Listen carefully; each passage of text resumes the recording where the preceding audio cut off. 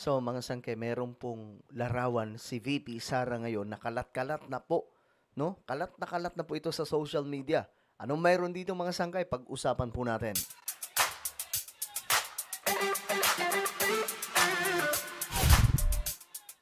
So hello, what's up guys? Ako muli ito nagbabalik dito sa ating channel. At ito pag-usapan po natin itong patungkol kay VP Sara. Diyos mio Marimar. Mayroon po kasi mga picture ngayon, mga larawan ni VP, no, na kalat ngayon. Ito daw po ang nagtuturo ngayon kay Vice President Sara Duterte at kinakanta lahat po ng mga sinasabing kalokohan ni VP Sara at ang pagkakaalam ko, lahat po ng mga Duterte, lahat ng transaksyon o kung ano-ano pa, kinakanta ngayon. Ngayon, sino nga ba ang taong ito, mga sangkay? Pag-usapan po natin.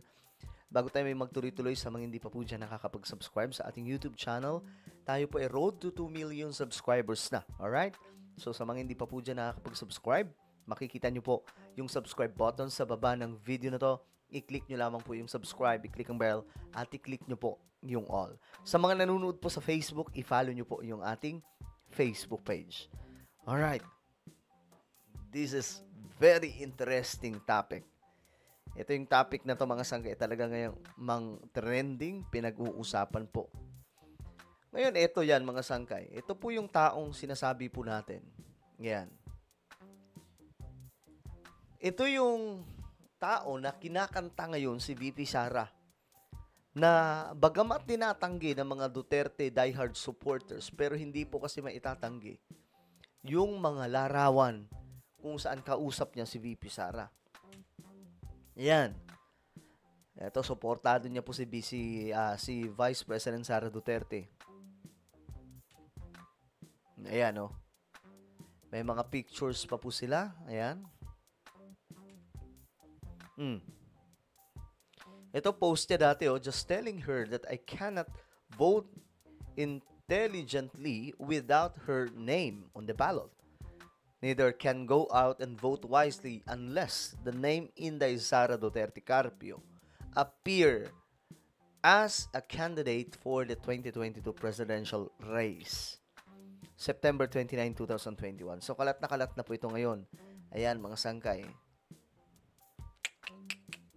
Oh my goodness. Who is this person?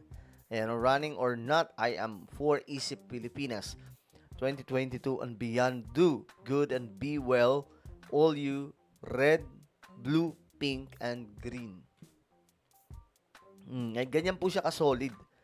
So, itong taong to ngayon, mga sangkay, ang sinasabing kumakanta ngayon, nagsasalita na against the Dutertes.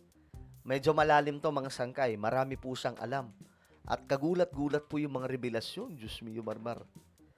Ay, naku po, ito magugulat po tayong lahat. Panoorin po natin itong video. Sino nga ba si Ramil Madriaga? Pangalan po niya is Ramil Madriaga. Na nag-uugnay kay VP Sara sa mga pogo at drug lords. Nakakulong si Madriaga ngayon dahil sa kasong kidnapping na ayon sa kanyang abogado ay panggigipit lamang. Narito ang agenda report ni Dexter Ganibe ng Abante. Si Ramil Lagunoy Madriaga, nakilala noon bilang Kuya Ram sa Office of the Vice President, Kuya Ram sa Office of Vice President. ay dating national convener ng Isip Pilipinas, so Inday Sara is my president. Nabatay sa kanyang sinumpaang salaysay, sinooy Mayor Inday Sara ang nag-utos sa kanya para itatag noong 2020 bilang paghahanda sa presidential candidacy ng Mayora. Kung pagbabatayan ng kanyang mga post sa Facebook, madalas niyang makapulong sa mga online meeting noon si Mayor Sara. Ayan ha, may ebidensya mga sangkay. Yari po talaga ito. Batay din sa affidavit, nagtapos siya ng abogasya noong 1995 pero hindi pumasa sa bar exam noong taong din yun. Nagtapos din siya ng Masters in Management kaugnay ng National Security Administration. 1993 pa, nagtrabaho na umano siya sa Economic Intelligence and Investigation Bureau ng Department of Finance. 2001 naman sa National Security Council at sa Intelligence Service ng Armed Forces of the Philippines o ISAF. Napasok din siya sa NBI at sa Revenue and Integrity Protection Service na isang anti-corruption task force ng DUF. Grabe, ganyan po kalawak yung influensya niya mga sangkay. Lalo na po during the time of former President Duterte and even our president, our Vice President Sara Duterte.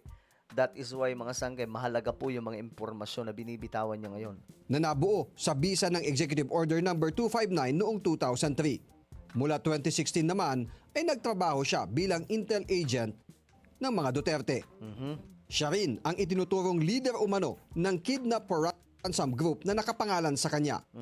Batay sa mga report, notorious ang grupo ni Madriaga dahil sa pag-torture umano sa mga biktima at pinapadala ang larawan sa kamag-anak para makumbinsing magbayad ng ransom. Dati na siyang nahatulan sa Pasig RTC sa kidnapping taong 1997. Pero binasura ng Supreme Court ang kidnapping for ransom case laban sa kanya at ilang kapwa-akusado. Noong July 2023, inaresto si Madriaga dahil sa bagong kasong kidnapping ng 3 Chinese national. Dahilan kaya siya nakapiit sa BGMP facility sa Camp Bagong Diwa ngayon. Si Attorney Harry Roque ang abogado ng mga biktima. Ayon sa abogado ni Madriaga, panggigipit lang ito sa kanyang kliyente.